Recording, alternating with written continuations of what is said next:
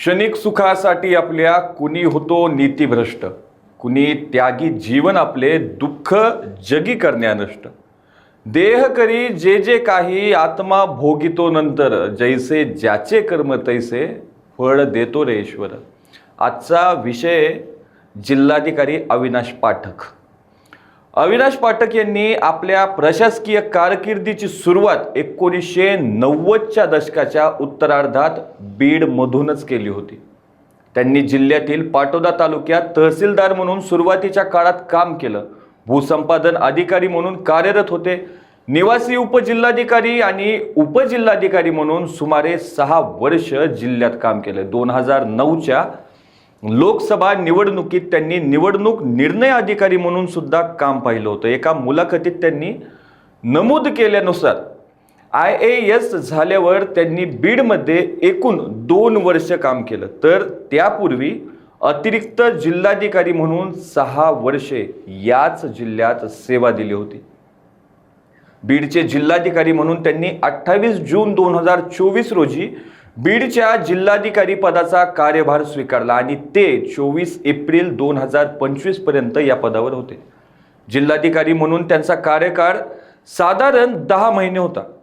जिल्हाधिकारी होण्यापूर्वी ऑगस्ट 2023 ते जून 2024 या काळात त्यांनी बीड जिल्हा परिषदेचे मुख्य कार्यकारी अधिकारी म्हणून काम पाहिलं आणि सध्या अविनाश पाठक हे महाराष्ट्र राज्य मत्स्य व्यवसाय विकास महामंडळ मुंबई येथे व्यवस्थापकीय संचालक या पदावर कार्यरत होते. नमस्कार, मी बालाजी शिंदे आणि तुम्ही पाहताय लोकाशा टीव्ही. हे सर्व मी का सांगितलं असेल तर कसा एक बडा अधिकारी जनतेच्या आणि शासनाच्या पैशांनी आपली तिजोरी भरत असतो.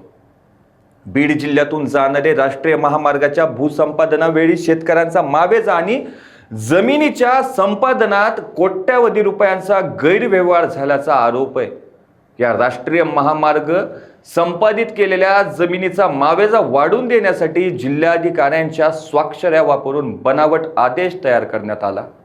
यामुळे सरकारचे एकूण 73 कोटींहून अधिक रुपयांची फसवणूक झाली आहे. या प्रकरणात यापूर्वीच 10 जणांविरोधात शिवाजीनगर पोलीस ठाण्यात गुन्हा दाखल करण्यात आला होता. या गुन्ह्यात तत्कालीन जिल्हाधिकारी अविनाश पाठक यांच्या नावाचाही समावेश होता.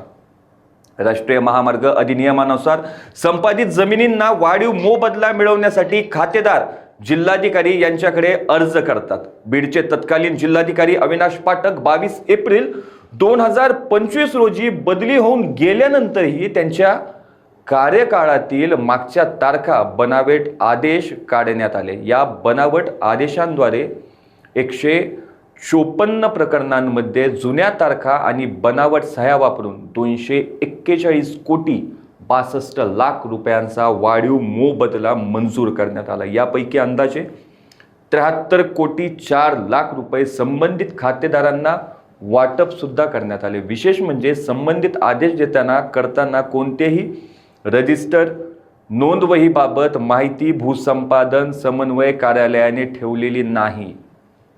बीड जिल्ह्यातील कथित भूसंपादन मोबदला घोटाळा प्रकरणात तत्कालीन जिल्हाधिकाऱ्यांचं नाव, पदनाम व स्वाक्षरी नमूद करून तब्बल 154 भूसंपादन प्रकरणांमध्ये बनावट मोबदला आदेश तयार करण्यात आल्याचा आरोप आहे. या प्रकरणी भूसंपादन उपजिल्हाधिकारी सतीश धुमाळ यांच्या फिर्यादीवरून शिवाजीनगर पोलीस ठाण्यात एकूण 10 आरोपींविरोधात गुन्हा दाखल करण्यात आला आहे. या गुन्ह्यात सहाय्यक महसूल अधिकारी संजय हंगे, अविनाश चव्हाण कंत्राटी डाटा एंट्री ऑपरेटर भूसंपादन समन्वय कार्यालय, शेख अझहर शेख बाबू कंत्राटी ऑपरेटर भूसंपादन जायकवाडी प्रकल्प कार्यालय, त्रिंबक पिंगळे सेवानिवृत्त कंत्राटी कर्मचारी उपविभागीय अधिकारी कार्यालय बीड, पांडुरंग पाटील सहाय्यक महसूल अधिकारी भूसंपादन समन्वय कार्यालय राऊत राष्ट्रीय महामार्ग कार्यालय, advocate SM Nannaware, advocate Narwadkar, advocate Pisure आणि ॲडव्होकेट प्रवीण राख यांचा समावेश आहे. या प्रकरणात संजय हंगे, त्रिंबक पिंगळे आणि शेख अझहर शेख बाबू या तिघांना अटक करण्यात आली होती. या प्रकरणातील उर्वरित 7 आरोपी अद्याप सुद्धा फरार असल्याची माहिती आहे. या गुन्ह्याचा तपास सुरुवातीला पोलीस उपअधीक्षक पूजा पवार यांच्याकडे होता, मात्र त्या सध्या रजेवर असल्याने तपासाची जबाबदारी एम व्यंकटराम यांच्याकडे सोपविण्यात आली आहे. त्यांना आज लातूर न्यायालयात हजर केल्यानंतर पुढील कार्यवाहीसाठी बीड येथे आणले जाणार असल्याचं समजतंय. स्थानिक गुन्हे शाखेचे पथक त्यांना ताब्यात घेऊन बीडकडे रवाना होणार असल्याची माहिती सुद्धा सूत्रांकडून मिळाली आहे. पण आता या प्रकरणात अविनाश पाठक यांना शिक्षा होणार का ते एखाद्या बड्या अधिकाऱ्याला पैसे देऊन सुटणार हे पाहणं महत्त्वाचं ठरणार आहे. अशाच ताज्या अपडेटसाठी लोकाच्या टीव्हीला सबस्क्राईब करा आणि लाईक करायला विसरू नका.